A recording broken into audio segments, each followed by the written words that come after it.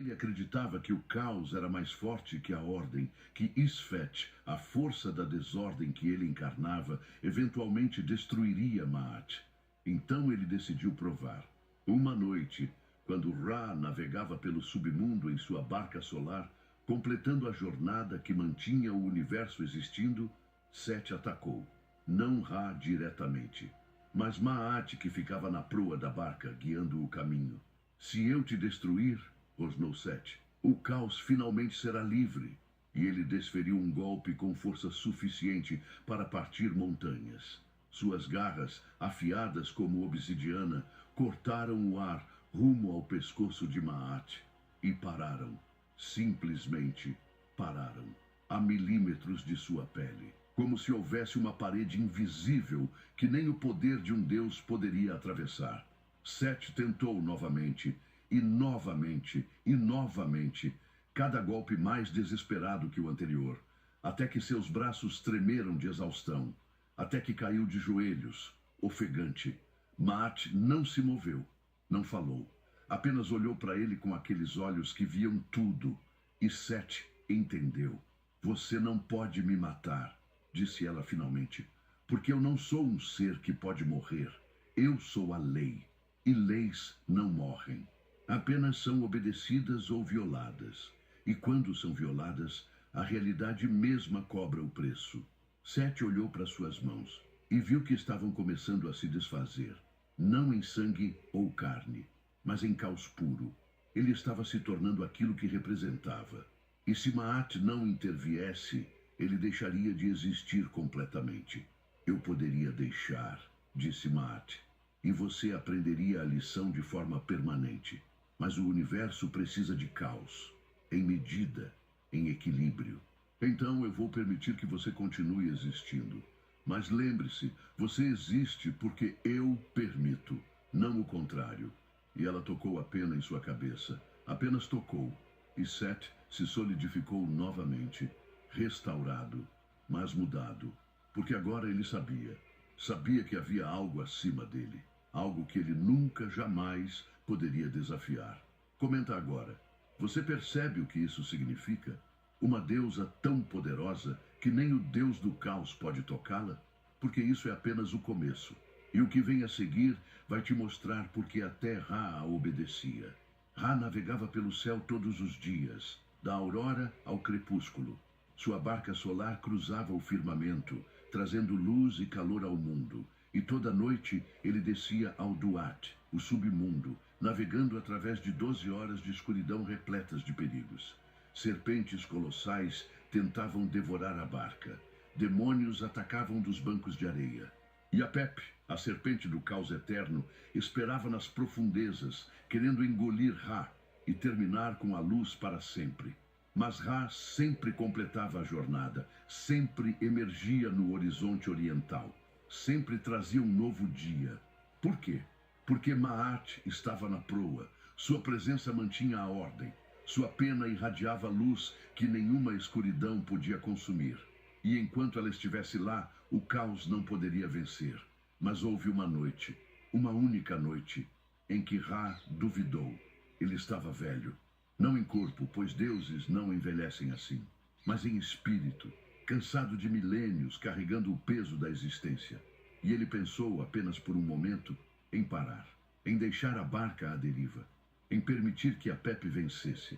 E no instante em que esse pensamento atravessou sua mente divina, a barca começou a afundar.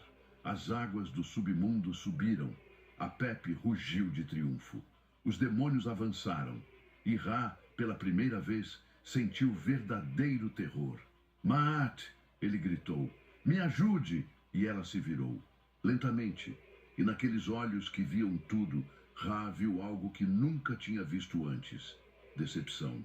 Você jurou, disse ela com voz que fazia o cosmos tremer, no momento da criação, que manteria o equilíbrio, que completaria a jornada, sempre, sem falha, sem dúvida.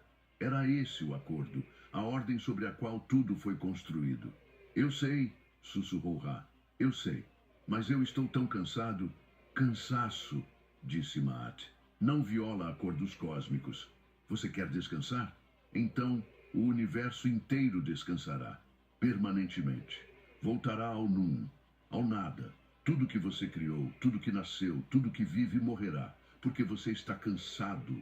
O silêncio que se seguiu era absoluto. Então eu não tenho escolha? Perguntou Ra.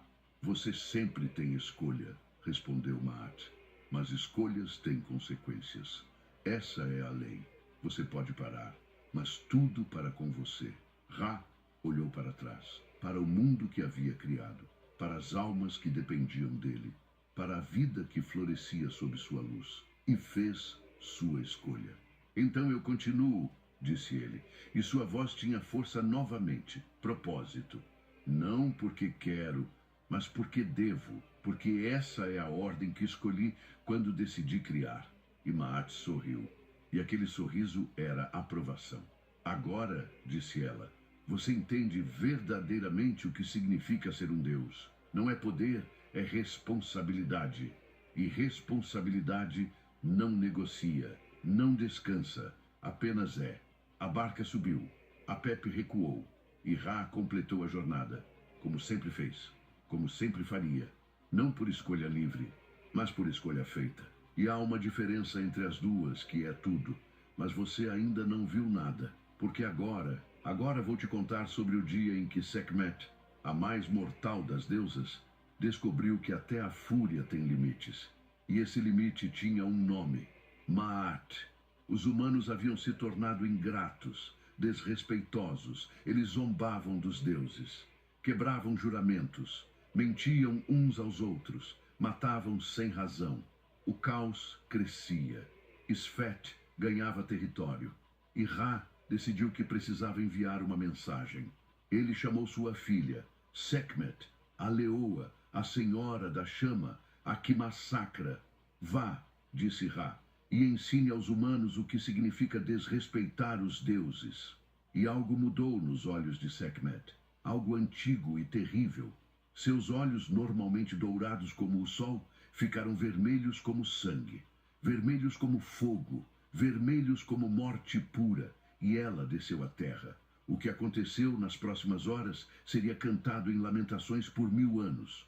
Sekhmet não apenas punia, ela destroçava, dilacerava, devorava. Vilas inteiras desapareciam em minutos. O Nilo ficou vermelho, tão vermelho que parecia uma ferida no corpo do mundo. E ela não parava, não conseguia parar. A sede de sangue havia tomado conta dela completamente. Ela havia se tornado Sfet encarnado. O caos com garras e presas. Ra viu o que havia desencadeado e se horrorizou. Pare! Gritou dos céus. Mas Sekhmet não ouvia. Ela estava além de palavras, além de razão, além de controle. Ra reuniu os outros deuses. Precisamos detê-la, disse. Como? Perguntou Thoth. Ela é mais forte que todos nós juntos agora. Está alimentada por fúria pura. Então usamos força, disse Horus. E começamos uma guerra divina? Respondeu Ísis. Isso apenas espalhará mais caos. Sfet vencerá de qualquer forma. Eles estavam em impasse. O Criador do universo, impotente. Os deuses mais poderosos, desesperados. E na terra, a matança continuava. Foi então que uma voz cortou o silêncio. Uma voz que era calma, mas inquestionável. Invoquem meu nome. Todos se viraram. Maat estava lá, como sempre esteve, apenas esperando. Seu nome? Perguntou Ra. Diga meu nome na presença dela, explicou Maat, e ela terá que parar. Não porque eu ordeno, mas porque até a fúria, até o caos mais absoluto, não pode violar completamente a ordem cósmica. Haverá um momento, uma fração de segundo, onde a lei prevalecerá. E nesse momento, você age. Ra desceu à terra. Posicionou-se diante de Sekhmet. Ela rugiu e avançou, garras estendidas para rasgar o próprio pai. Maat! Gritou Ra. E Sekhmet congelou. Apenas por um instante. Apenas por uma fração de segundo. Mas foi suficiente. Naquele momento, Ra derramou a cerveja misturada com o ocre que havia preparado. Sekhmet, pensando que era sangue, bebeu com frenesi. Ficou bêbada. E quando acordou, não era mais a massacradora, era Hathor, a gentil. Mas o que os mitos não contam é o que aconteceu depois. Quando Sekhmet, agora Hathor, recuperou a consciência completa e lembrou do que havia feito. Ela foi até Maat, caiu de joelhos e chorou lágrimas que formaram o lago sagrado de Dendera. Eu violei você, soluçou. Eu me tornei caos puro. Eu mereci destruição. E Maat, pela primeira vez na memória dos deuses, se ajoelhou também. Ficou no mesmo nível da deusa arrependida e disse algo que nenhum deles jamais esqueceria. Você não violou a mim. Você violou a si mesma. Porque você, como todos os seres, carrega ordem e caos dentro. E quando o caos vence completamente, você deixa de ser você. Torna-se apenas destruição. E destruição pura não pode existir por muito tempo. Consome a si mesma. Eu não precisei te punir. Você estava se punindo apenas por existir naquele estado. Então você me perdoa? Perguntou Sekhmet. Eu não perdoo, disse Maat, porque eu não julgo. Eu apenas mostro o que é. Você se perdoa? E essa pergunta, essa maldita pergunta, ecoou através de todos os deuses presentes, porque eles perceberam algo aterrorizante. Maat não era juiz, era espelho. Ela apenas refletia a verdade. A aceitação ou rejeição vinha de dentro. Deixe um like agora se você está começando a entender, porque isso vai se tornar ainda mais importante quando falarmos sobre o que acontece quando mortais morrem, quando seus corações são pesados, porque não é Maat quem os condena, são eles mesmos. Todo egípcio vivia sabendo que um dia enfrentaria o julgamento. Não era questão de se, mas quando. E o que acontecia naquele julgamento determinava não apenas o destino da alma, mas a própria natureza da realidade. Porque cada alma julgada, cada coração pesado, era uma batalha na guerra eterna entre Maat e Isfet. Cada coração mais leve que a pena fortalecia a ordem. Cada coração mais pesado dava território ao caos. Quando você morria, sua alma empreendia uma jornada através do Duat. Atravessava portões guardados por demônios, respondia enigmas de serpentes, navegava rios de fogo, tudo isso apenas para chegar ao salão das duas verdades. E quando finalmente chegava, quando finalmente atravessava aquela porta dourada, você via. O salão era vasto além da compreensão. Colunas de pedra subiam até desaparecer na escuridão infinita acima. E no centro, iluminada por luz que não vinha de fonte alguma, estava a balança. Anubis esperava ao lado.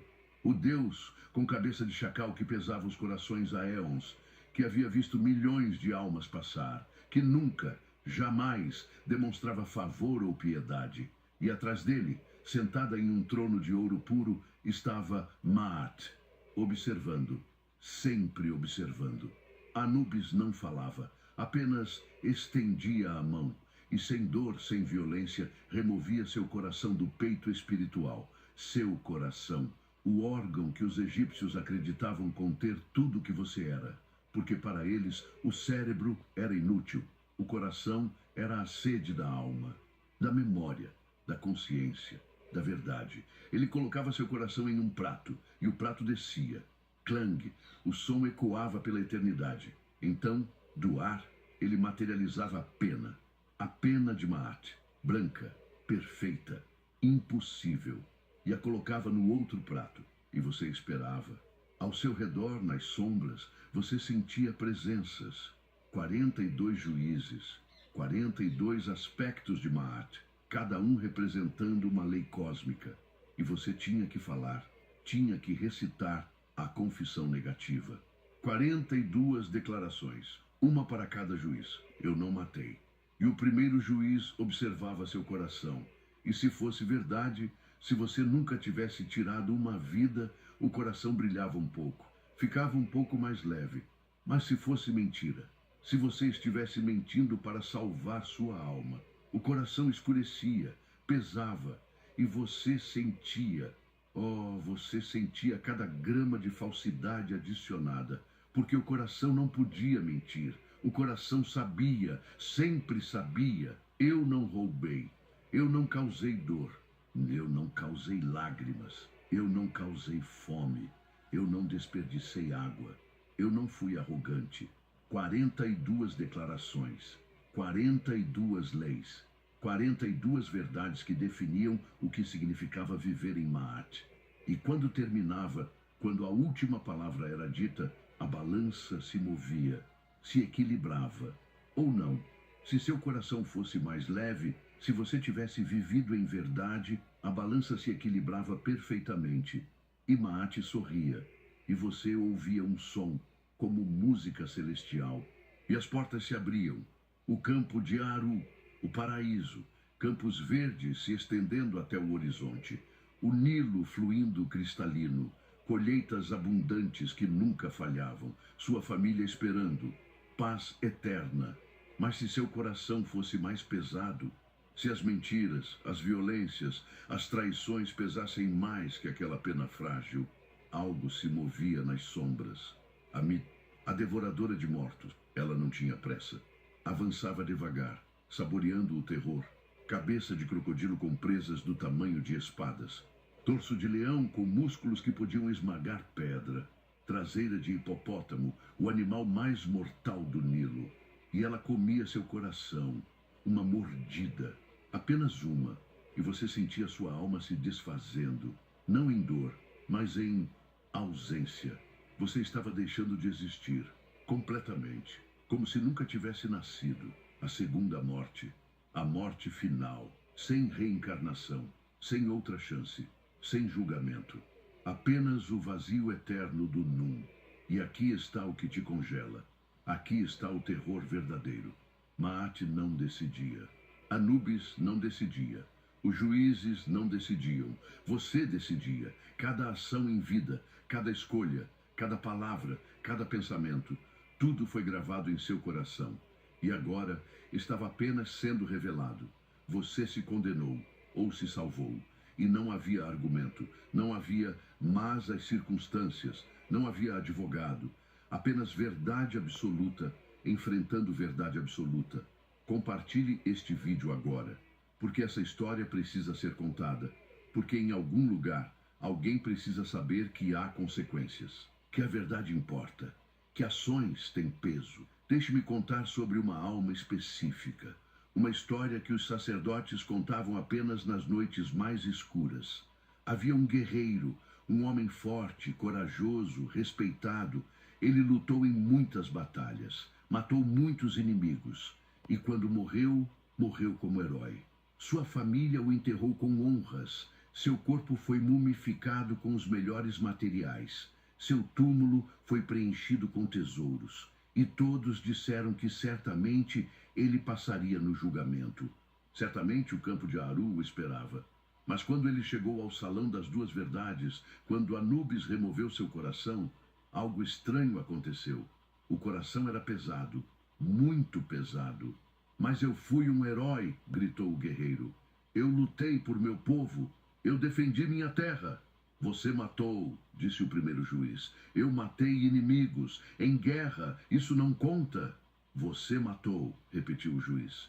E no coração apareceram imagens. Não apenas de inimigos, mas de civis, de mulheres, de crianças. Pessoas que estavam no caminho errado no momento errado. Isso foi acidente, protestou. Você roubou, disse o segundo juiz. Eu tomei espólios de guerra, é direito de um guerreiro. E imagens apareceram de vilas saqueadas, de famílias deixadas sem nada, de fome causada porque ele havia levado toda a comida.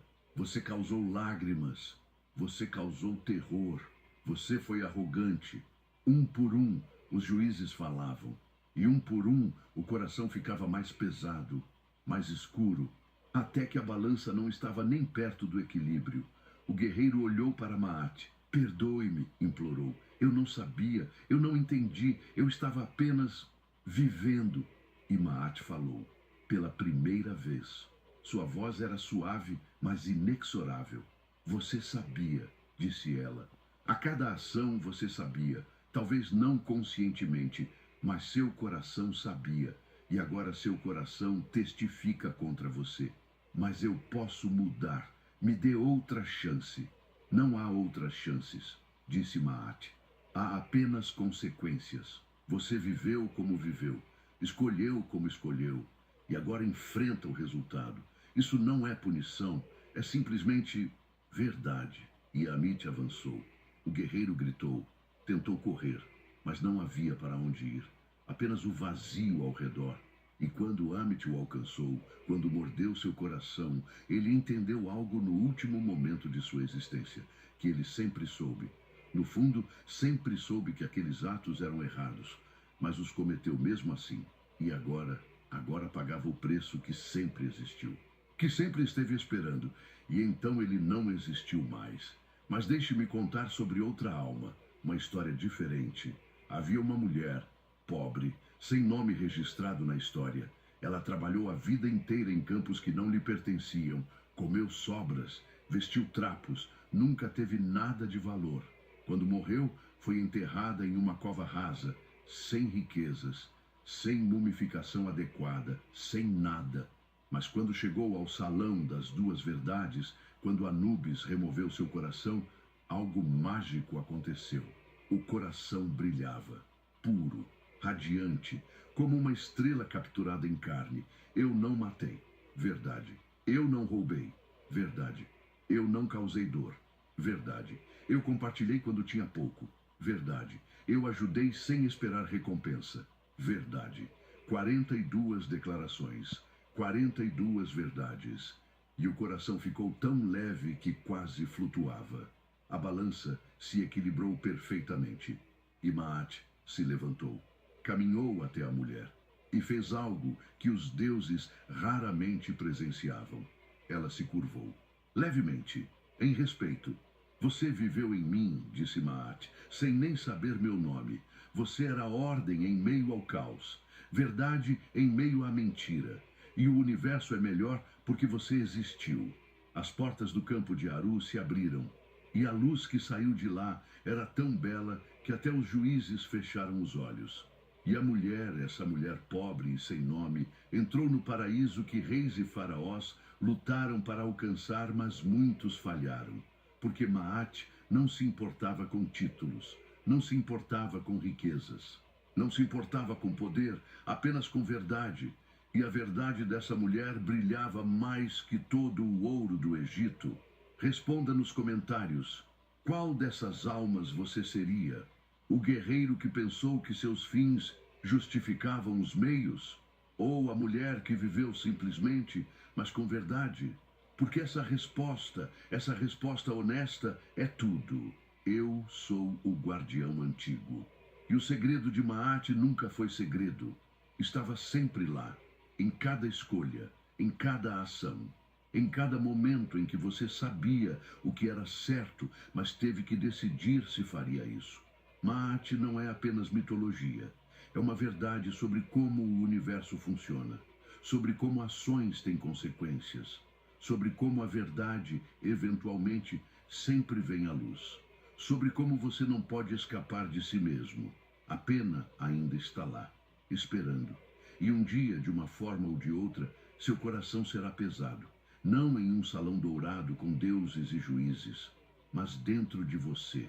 No momento em que você olha para trás e vê o que foi, o que fez, quem foi. E nesse momento você saberá, sem dúvida, sem ilusão, se você viveu em Maat ou não. Os egípcios construíram uma civilização que durou 3.000 anos porque entenderam isso. Porque viveram com essa consciência, com a certeza de que seriam pesados, que a verdade importava, que ações tinham peso cósmico. E quando eles esqueceram, quando começaram a achar que podiam enganar a balança, quando os sacerdotes venderam falsas promessas de salvação, entraram em colapso, porque você não pode enganar a ordem cósmica, você pode se enganar, pode enganar outros. Mas a pena de Maat sempre sabe, sempre soube, sempre saberá. A questão nunca foi se Maat é real. A questão sempre foi, você está pronto para ser pesado? Você tem a coragem de olhar para a verdade de quem você é? Você pode viver sabendo que cada ação importa, que cada escolha tem peso. Se este vídeo te fez pensar, se te fez questionar, compartilhe.